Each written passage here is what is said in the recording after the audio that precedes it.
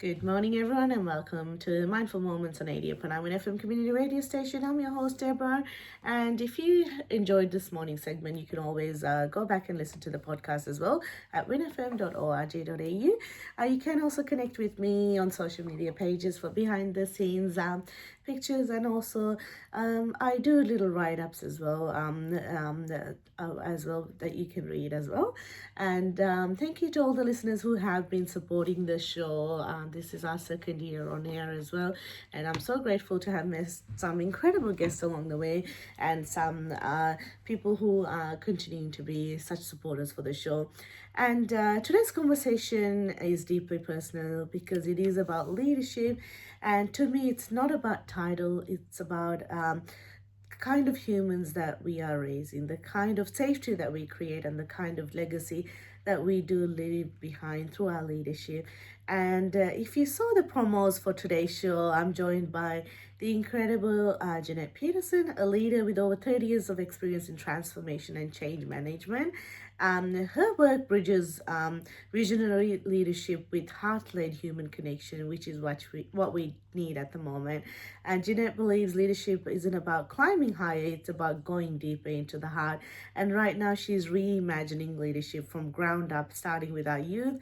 And as a mom raising a young boy, and as someone who has rebuilt life after hardship, I often reflect on what leadership truly means. And it's not power, but the presence, the heartfelt presence that people do feel with what we do. So Jeanette, good morning and welcome to the show. Good morning, it's lovely to be here.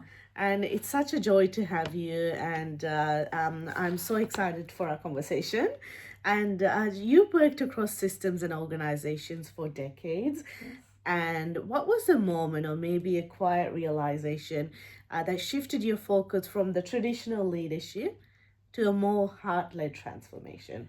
It was a big moment. Often things happen in those small moments, but for me it was big. It was kind of a breakdown moment. It's when things started to crumble for me. I was always that person who was the go-to person. I was always the person that could show up all the time. I was consistent. And what I realised was I was just masking. And so I was projecting that persona to people. And then I realised something on the inside was kind of very quietly sort of falling apart. And what happens is when you back yourself into that corner, it feels like a very difficult corner to come out of. And so basically I got hit with a number of different health problems that came up for me. And of course, when they first start, you ignore them and you push them to one side. But as we say, the universe, at first she whispers, but if you don't listen, eventually she screams. And so I had a few of those one after another that I managed.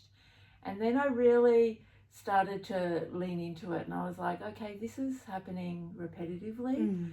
What is it? What is this trying to show me? So really I had to kind of break down to build back up again. And so that really was very defining. And the way I kind of describe it in my book is that I kind of felt like there was this black cloud kind of hanging over my head. And a lot of people who've read my book have said to me, oh, that black cloud analogy is so what I feel. And it was like I had a good life, I had people around me who cared for me, and I had a good job, and you would think from the outside that everything would have been great, but on the inside it wasn't. And I just couldn't put my finger on what it was.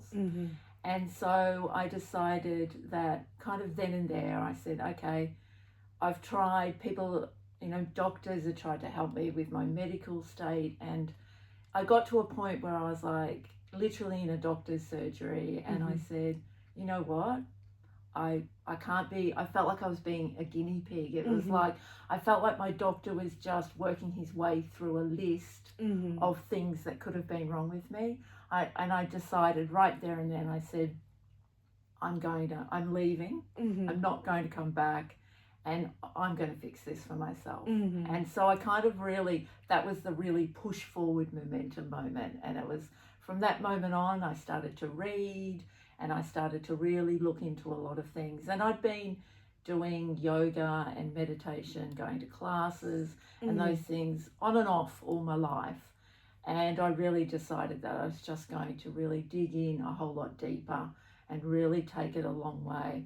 And I just gradually, over many years, I just started unpacking what that looked like.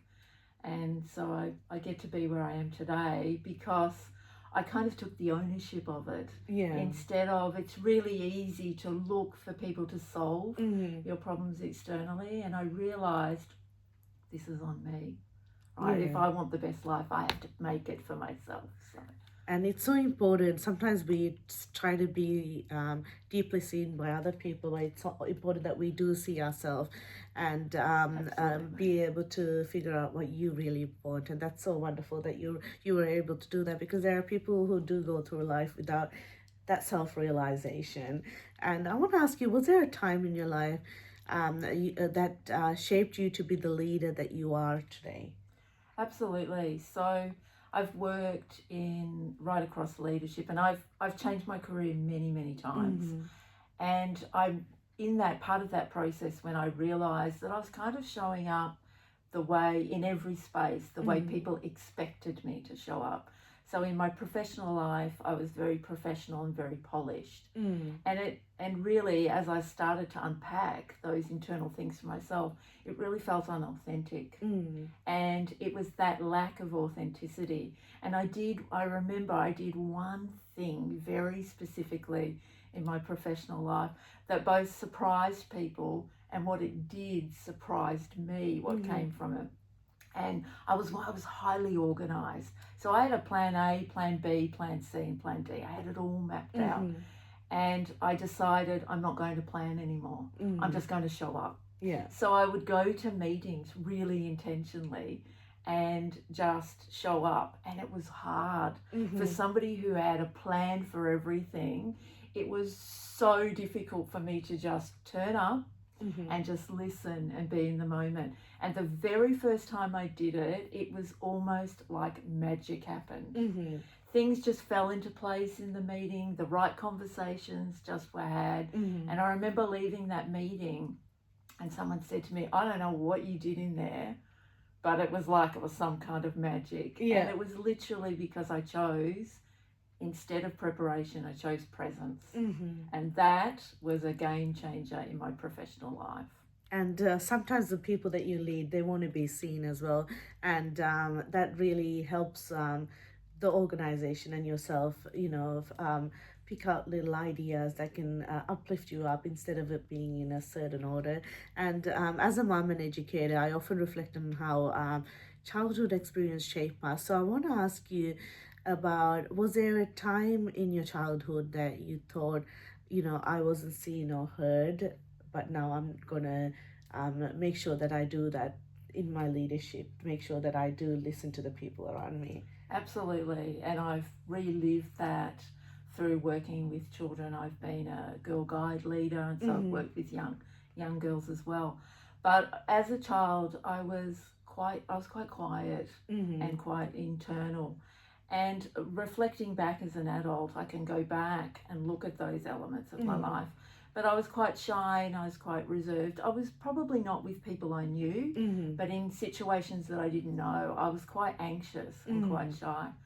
And so I think as soon as you become aware of those things and you can focus on them and understand them for yourself, it becomes really easy to see it in other people, in other circumstances, because it's learned. So that kind of anxiety I could build up as a child and going into my teenage years, that could become huge things, right from really small things that, as we tell a story to ourselves, they kind of expand out. And so I feel like I'm very aware of those for young children. So when I'm around children, and I've had some beautiful experiences because they're just leaning into those small moments with children, you can have incredible experiences. I was working with some young girl guides, and particularly during COVID, I did some mindfulness sessions, free sessions for any girl guide group that wanted them. And so we did them online. And I remember there was a young girl, and we talked about being a tree, using tree pose. And it's really empowering for young children because you're getting them to imagine that they're a tree, Yeah. and to reach as high as they can and imagine they're the biggest tree, and their roots go into the ground. And where I was always the shortest person in my family. Now, I'm not short, but my family are quite tall, right? Yeah. And so this one young girl, she said to me, afterwards I asked for feedback. I said, what was the things you really enjoyed? What were the things hard? And she said to me, and it just absolutely sat with me forever. She said, I'm the short person in my family, and my family always call me Shorty and the little one, and I've always been called that. And she said, when I did tree pose, it made me feel really big.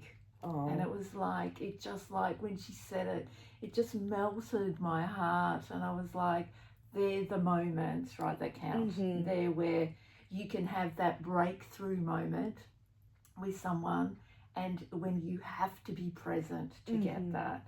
And if you're rehearsed or practiced, they don't come. And that's what we need in life, right? Yeah. More of those little breakthrough moments. She's going to take that forward now in her life, and she knows a way to feel taller in spaces if she feels small. Which is beautiful. Nice. And studies show that feeling seen and heard activates some reward pathways in brain as receiving a gift as well. So presence and being seen, it literally changes our belief in ourselves, as you've said. You've said true leadership isn't about climbing higher, but about going deeper. So what does going deep actually look like in your practice, Jeanette, especially in workplaces and communities? Absolutely. So going deeper is avoiding the superficial. So people like to be seen in a deep way.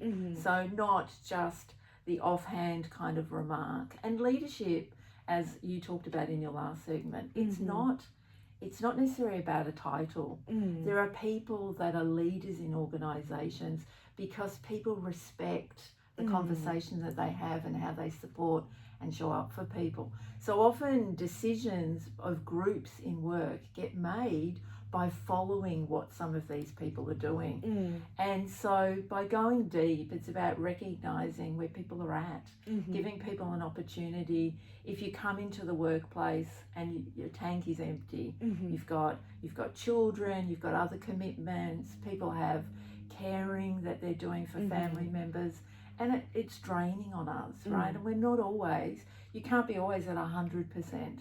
Sometimes your tank's empty. And when you're present, you can see when people's tanks are empty. And just leaning in and seeing people and saying, hey, I can see that today looks like a day that you're doing it tough. How can I help? What can I do to make your day better? And they not only have been seen, but they feel like now they can rest into that moment where they are, and that there's help at hand. So that's they're just small moments about going deep, and they don't have to be public moments. And when you sit in that intuitive space, so I work very intuitively, so I tend to read a room before I've arrived. And when I lean into that, those feelings from other people, they just naturally rise in the space. They're there for us to see and hear, but if we get caught up in the noise that's in the room, we miss them. So that's what I mean about feeling into the depths of it, and be willing to, even if you don't get it right, to go there and offer help, because people are very forgiving. If you make a mistake and you don't quite get it right, they'll forgive you, because you're being genuine and you're trying to offer something from a good place from your heart. So makes sense. And you can't fix everyone's problem, but you can, walk beside them, and at some point they will remember what you did, and there will be a better version of yourself, which is giving you the being a leader. They're able to focus on the organization more as well. So it is so important that you do have that heart-centered approach to leadership. And you've walked alongside both systems and souls. So what do organizations nowadays get wrong when they try to lead change without addressing the human heart, what the people need in their organization? It's pretty straightforward.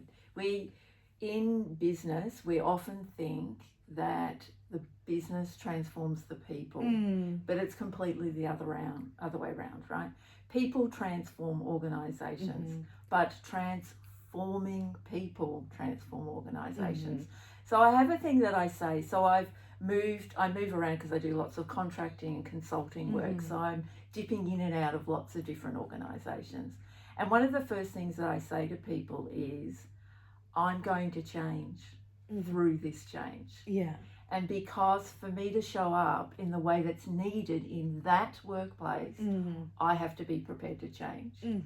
And so it's changing people, change organizations. So we tend to think that it's process, and particularly now it's technology, but they're just tools. They're the things that make our days easier to operate and give us structure in our day.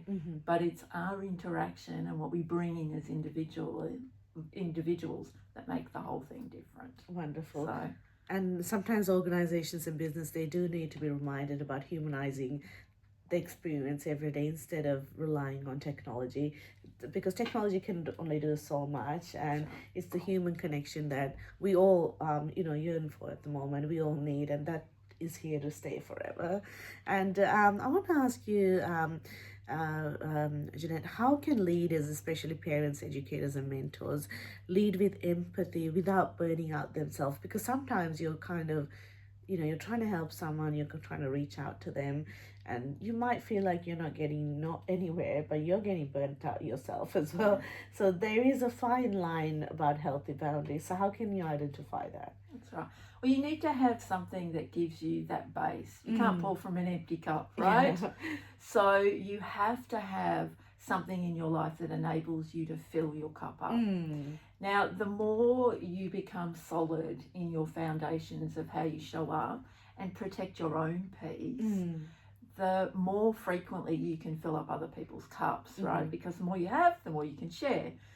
So, it's that put your own mask on first, like they say on the plane, right? Yeah. If you're tired and run down, there is no obligation that you have to continue and do that.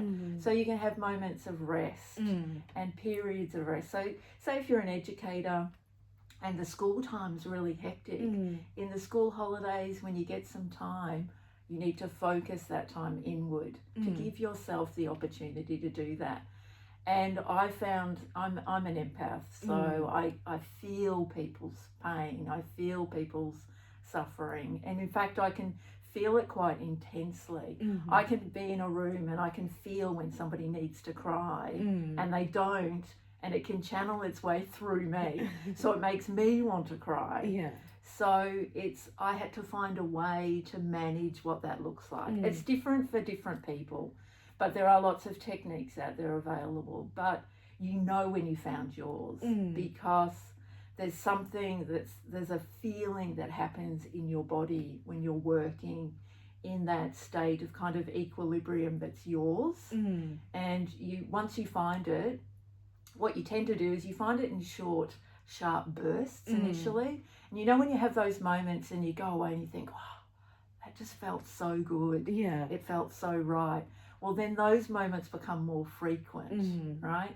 And initially they feel like these energy bursts, and then you can feel a bit zapped later on.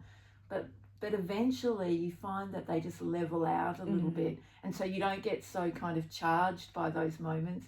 You kind of just feel the softened joy that occurs. So it's like, go and see what other people are doing. Ask what other people do. Read about things that are done. Listen to lots of podcasts and just absorb what's around you and pick out the bits that relate to people individually. It's always what I would suggest to people. And it's true how you said it's important that you do, because sometimes in social media we see things so instantly and we believe what we see, but you don't know the behind the scenes work the person's doing to rest and recharge and connect with themselves. And as you said, the more you talk to people and the experiences that they are having, the more ideas that you can get for your well-being as well. And as you said, I work at a school, and during school time, during the term time, that's when I do my writing and these little media projects. But when it's school holidays, I switch off everything, and that's the time for me and my son to just spend time together. And I literally switch off. People are like, "Are you dead?" I'm like, "No, I'm here. I'm just switching It's your off. I need that recharge. time. That's my recharge." And it's so important. And I learned that through having conversations with people, other moms, and how they do things. So it is so important to not have those conversations so that you're not burnt out and you find your little support system and what works for you. And when you imagine the next generation leaping ahead in ways that are yet to be imagined by a lot of people, what qualities do you hope that they embody in leadership instead of it just being about titles? So there's a big difference you can see through generations, and I've made a specific effort in my life. I did it before when I wasn't aware that I was doing it. Now I'm aware of it. Is crossing generations. Now, in lots of cultures, that's very normal. Okay, to have grandparents, parents, and children very heavily interacted. But I grew up in a family where the rest of my family was completely overseas, and I just had my immediate family. So I kind of picked up that through my friends. So my friends' grandparents became those active roles for me. So what I would say is that the future that we're going to, the generations are more connected to their emotions. We know that now. Decisions are being made more about how they feel than about structure and purpose and practical thinking, right? So my generation we were all stuck in our heads, right? The next generation are in their hearts. So my generation has an ability to kind of bridge something there, and then each generation as we move have an ability to bridge to the next generation. And I think it's just about supporting that more nurtured, heart-centered way. It's much in all the generations that have come since my generation, it's much more obvious to me that it's existing in them. So we have to tap into those parts of us so we can nurture that in future generations. And I feel like we're heading in a very positive direction because we're more heart-centered. So for me, when I see that in action, so I see younger people in the workplace, and then I get to engage with really young people, that I feel like we're on top of it. I feel like we're moving in the right direction. And I'm glad that you said that, because a lot of people, they're really judgmental with the next generation. For me, I see, like you said, both worlds. I work with young kids, but then I've got my age group people, and I engage with my parents' friends as well. So as you said, generation will evolve, and of course we do have different challenges at each stage, but it is more heart-centered, and they are more emotionally intelligent, and they do feel more emotionally safe, which is really good to hear. And for me, my greatest goal isn't about my son becoming successful. I hope that he has a generation of people who are more humanized and more human-centered when they approach living life as well. And it's coming. I want to ask you, you've blended, Jeanette, leadership, transformation, and intuition into your work. So what advice would you give purpose-driven entrepreneurs who feel torn between the impact that what they want to create and the income that they want to generate? Yeah, it's interesting because money is a focal point in the society we live in, right? You can't live without it. Yeah. It'd be lovely if we all could, but unfortunately the world that we live in is focused on money. But the interesting part is that I found when I focused on money, money was all I got. When I focus on purpose and doing what's right, what makes my heart sing, the money just comes, right? So it's about stepping back and releasing it. There's a little bit of surrender in it. So because I was very practical and I thought things out, I kind of chased it down. Yeah. So I chased down a career very early. I mean, I was a national HR manager when I was in my 20s, right? So I chased the career down early, and sure, I got the money, but then I soon realized that there's more to wealth than just money alone. We have all kinds of elements that are wealth and success and all those other things. So the key is think about the things that you really enjoy. Tune in and listen to those little moments that I talked about, those moments when you go, wow, this feels really right for me. And then create situations where more of those happen. And it's a slow grind. It's not, I'm just going to completely flip things on their head. It's, you build on that slowly and progressively, and the more you lean into it, and then you start to relax a little bit about the money, and you're like, oh, you know, people have said to me, oh, Jeanette's right, it does. It does just come, because when you're doing what feels purposeful to you, you will attract the right people into your life, the right jobs, and not only will you get the money, but you will be in jobs where you're connected with like-minded people. People will see you, and so your life becomes better instead of chasing it in a direction that's just money oriented. So don't try to flip the script, but just gradually try to work it into your life, and then it feels like you're taking baby steps and you move towards it. And it's being true to your purpose, which will lead you to great opportunities. And that's beautifully said as well, Jeanette. And for women, especially mothers who want to lead, build, and contribute meaningfully, what inner work do you think that they need to do so they can be seen as leaders?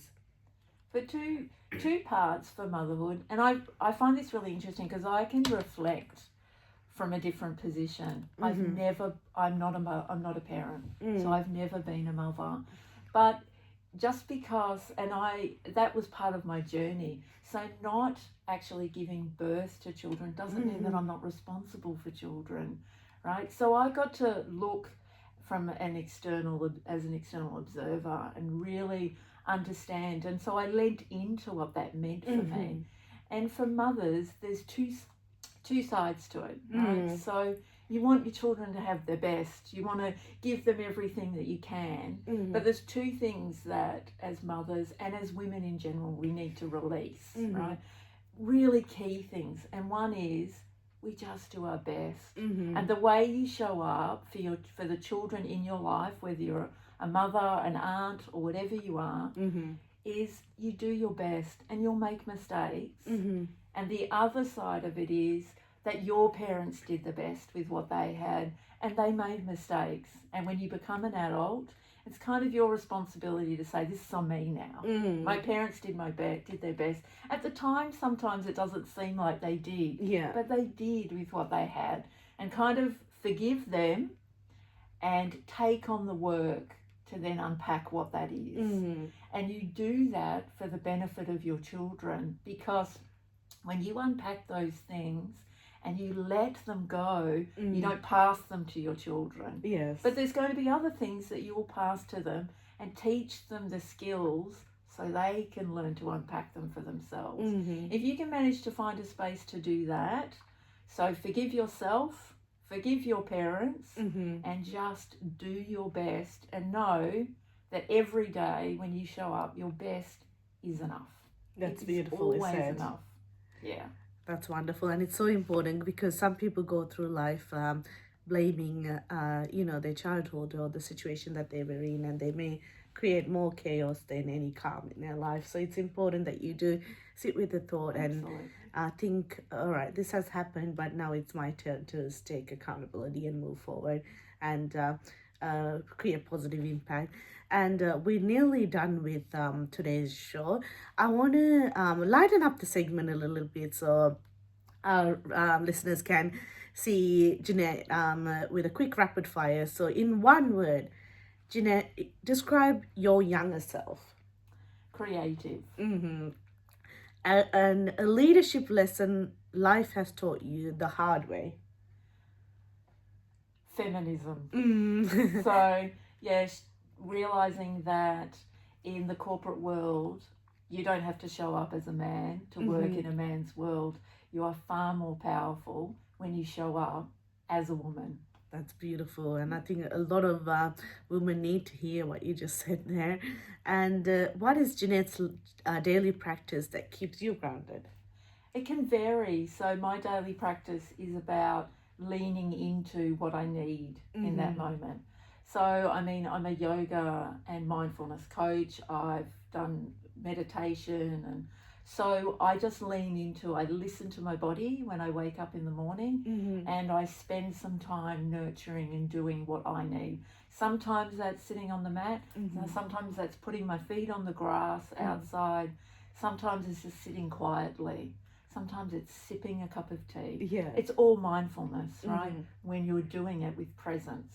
So whether you're preparing breakfast for your children Mm-hmm. or whether you're taking them to school, everything is mindfulness. Mm-hmm. So as long as you do it mindfully, it can be part of your practice. So my yoga isn't always on a mat. Mm-hmm. Sometimes I'm stretching in the kitchen. Yeah. You know, sometimes I'm walking to work from where I've parked my car, Mm-hmm. and I'm just focusing on listening to my body, listening to the sounds around me. So it's, for me, it's evolved. Yes. It used to be on the mat Mm-hmm. every morning, but now it's not like that. Now it's evolved and it's become my life Mm-hmm. rather than a part of my life. And that's beautifully said, because some people say, I don't have time to do a daily mindful practice, but you don't have to take time. You just have to incorporate it into your daily being, and you're able to connect with yourself more, I guess. I want to ask you a book, quote, a mantra, or a song that you always return to get you thinking, or, keep you positive. Oh, there's so many. And I have read so many books in my life. But there was one particular book, which I'm terrible at remembering the names of, but there was a book that I read by Elizabeth Gilbert, and it was written particularly for women. But there's something that she says in there about anxiety, because it kind of pangs at my heart from when I was a child. And she says this saying, and this isn't quoted verbatim, but this is, you would read it in her book. She says that anxiety, you can come in the car with me and you can travel everywhere with me. Yeah. You can sit in the car, you can listen to the radio, you can interact, you can wind the windows up and down, but under no circumstances can you drive the car. Yes. And that kind of has stuck with me. And I think that book engaged the curious, playful side of us that all exists, that inner child. So that, I read that on a warm summer day, sitting out in the sun, and it just reminds me about lots of nice things. So I can't remember the name of the book, but it's a book written by Elizabeth Gilbert. And maybe we can remember it and you can add it to your... Yeah, post later on. Yeah. Wonderful. Awesome. It is time to wrap up today's segment. Any final thoughts, Jeanette, before we close off today's segment? No, just for me, I think it's just be you, because every other position is taken in life. And if you just show up as you, you're in the right place. Wonderful. And that's such a beautiful sentence to close off. And thank you, Jeanette, so much for being here. And for anyone who wants to re-listen to the show, you can listen again at winfm.org.au. I have done a small video which I'll upload most likely tomorrow evening, and I will tag Jeanette as well if you want to connect with her, buy her book, or consult with her as well, if you need her guidance as well. So listeners, this week I hope that you pause for a little bit, ask yourself, where can I lead with